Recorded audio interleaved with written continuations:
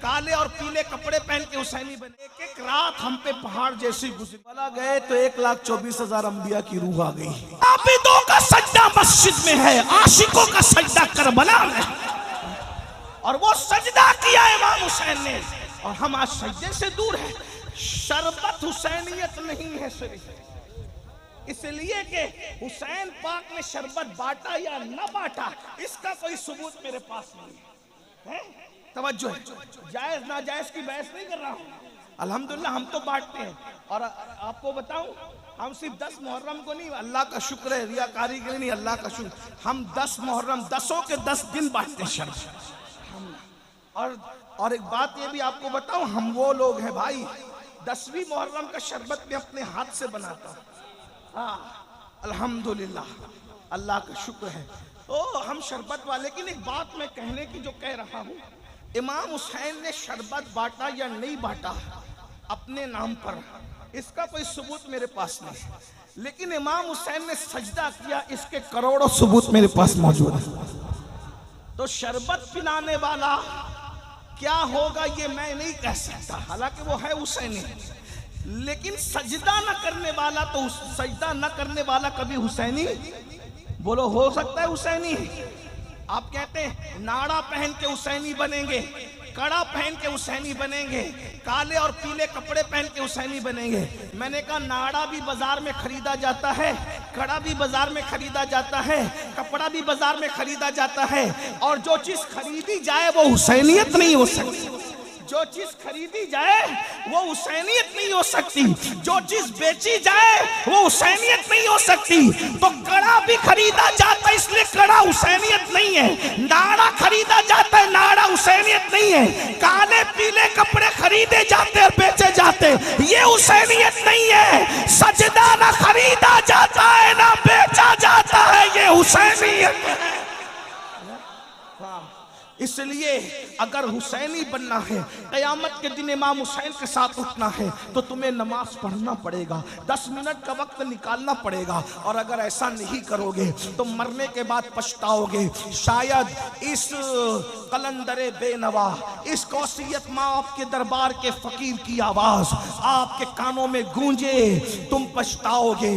मरने के बाद कि हमने किसी फकीर को बुलाया था, उसकी बात पर अमल कर लेते तो आज यजीद के साथ उठना न पड़ता, इमाम हुसैन का दामन नसीब हो जाता। और याद रखना, अल्लाह अकबर, नमाज से दूर भागने वालों, नापाक खड़े रहने वालों, पेशाब करने के बाद पानी इस्तेमाल न करने वालों, खड़े खड़े पेशाब करने वालों, औरतों पर पाप की नजर डालने वालों, गंदे और शहवानी गाने सुनने वालों, याद रखना जुआ खेलने वालों, मोबाइल पर गेम खेलने वालों, इसमें से कोई काम हुसैनियत नहीं है। अल्लाह अल्लाह, आप जानते हैं हमें 10 मिनट मिल जाता है तो गेम खेलने बैठ जाते हैं, हमें घंटा मिल जाता है गेम खेलने बैठ जाते हैं, गंदी पिक्चरें देखने बैठ जाते हैं। आपको पता है करबला 55 से सुन रहे हो, करबला से सीखा क्या है? सिर्फ नान खटाइयां लेने के लिए करबला सीखी, सिर्फ शिरनी खाने के लिए करबला के जलसे में गए, या सिर्फ अल्लाह अकबर दिल बहलाने के लिए करबला के जलसे में गए? मौलाना क्या बोलते हैं जरा देखेंगे, सुनो करबला क्या है। 9वीं मुहर्रम को जब यजीदियों ने कहा हम जंग करेंगे, इमाम ने कहा नहीं, जंग करने के लिए तो हम पैदा ही हुए थे, हमें पाला ही गया था करबला के लिए, हमें पाला ही गया था करबला। नबी ने अपने शहजादे इमाम हुसैन को पाला ही करबला के लिए। कहा एक एक रात हम पे पहाड़ जैसी गुजरी, हम तो इंतजार कर रहे थे कि कब करबला आए। और एक बात आपको बताऊं, करबला क्या है? तवज्जो, बता दूं करबला क्या है? हाँ, ये बताने की चीज नहीं है, लेकिन मैं हिम्मत कर रहा हूँ। ये बात कलंदरों के बीच कहने की है, ये सूफियों के बीच कहने की है।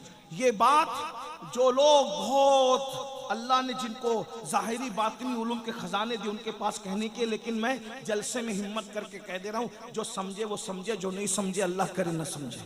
लेकिन तवज्जो करें, गौर कीजिए, करबला वो है जब तक वहां इमाम हुसैन नहीं पहुंचे थे वो कर्ब भी थी और बला भी थी। तवज्जो, याद रखना, ये बात मैं खानका में कहता तो कोई चुप नहीं रहता, बहुत बड़ी बात मैंने कही। लेकिन बहरहाल जाकर जब उम्र बड़ी होगी तो तुम्हारी, अल्लाह तुम्हें नवाजेगा तो तुम्हें समझ में आएगा कि कादरी फकीर ने बात कितनी बड़ी है। जब तक इमाम हुसैन ने पैर नहीं रखा था वो कर्ब भी थी और बला भी। कर्ब और बला दोनों, मुसीबत और बलाएं। तवज्जो, इमाम हुसैन का कदम कितना कीमती था कि जब इमाम हुसैन करबला में गए तो 1,24,000 कमोबेश अंबिया की रूहें हुसैन की आने की वजह से सब आ गई। तवज्जो तवज्जो, बात बहुत बड़ी बात है, गौर करना है आप। मैं एक एक चीज का सबूत रखता हूँ इस पर। कमोबेश 1,24,000 नबियों की रूहें कहाँ आ गई? जहां कर्ब था और बला था। अब वहां ना बला ना कर्ब, इसलिए कि ताजदार कर्ब बला आ गए। तो इमाम हुसैन कैसा बादशाह है कि वहां पहुंचे तो कर्ब भाग गया, बला भाग गई, और कितनी रूहें आ गई? कमोबेश 1,24,000 अंबिया आ गए वो देखने के लिए कि नबी का बेटा जरा देखे तो कैसी कुर्बानी देता है। नबी के बेटे की कुर्बानी देखने के लिए सारे नबी आ गए। तवज्जो, अरे या तो मस्जिद अक्सा में आए थे शबे मेराज सब एक साथ जमा होकर, या तो करबला में आए। अक्सा में आए थे नाना की शान देखने, करबला में आए नवासे का मकाम देखने। सुभान अल्लाह, सुभान अल्लाह। करबला है, हमें फख्र है, हम हुसैनी हैं, हमें फख्र है, हम मौलाई है, हम ऐसे हसनी हुसैनी मौलाई पंजतनी है कि अहले बैत के गैर मशरूत गुलाम है और सहाबा की अज़मत के डंके बजाने वाले। नूर ऐन या हुसैन, या हुसैन, मुस्तफा के नूर ऐन, मुस्तफा के नूर ऐन, मुस्तफा के नूर ऐन, मुस्तफा के नूर ऐन, मुस्तफा के नूर ऐन। दामन पकड़े रहो हुसैन बादशाह का, यहां भी जलील होने नहीं देंगे, वहां भी जलील होने नहीं देंगे। कितना बड़ा बादशाह है मेरा हुसैन बादशाह, कितना बड़ा बादशाह। मेरा मुर्शिद कैसा मुर्शिद है, सुभान अल्लाह।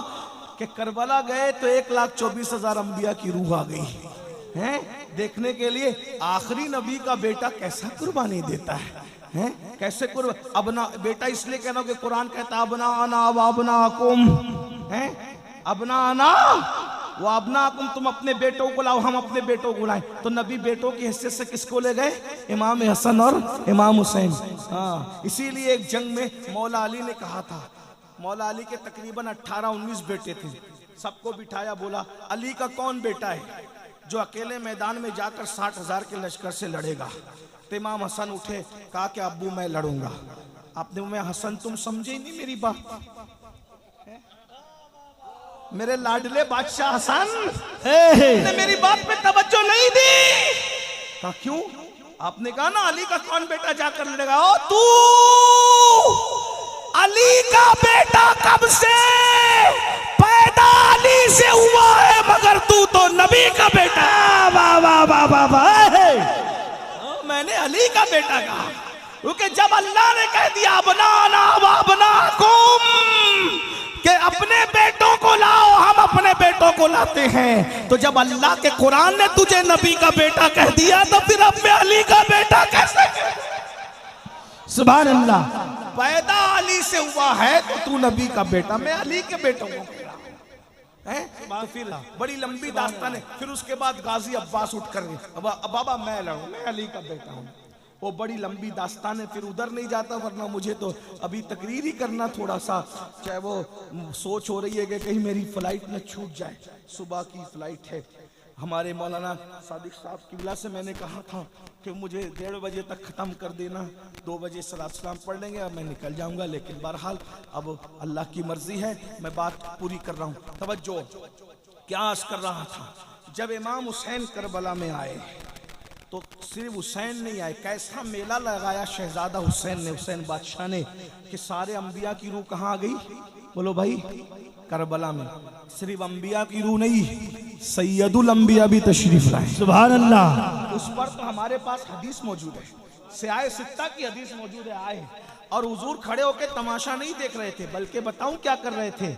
शहीदों का खून जमीन पे गिरने से पहले नबी अपने हाथों में वो खून लेकर के एक बोतल में जमा कर रहे थे। इस पर तो रिवायत है ना हमारे पास, उम्मे सलमा वाली रिवायत में, उसकी तरफ नहीं जाऊंगा, इब्ने अब्बास वाली रिवायत। तो नबी मौजूद, सैयदुल अंबिया मौजूद, सैयदा फातिमा भी मौजूद। बाबा फरीद ने इसको बताया हमें, सैयदा भी आई है। और क्या करबला है, हुसैन बादशाह तू जहां जाता है तेरी अम्मी भी तेरे साथ है।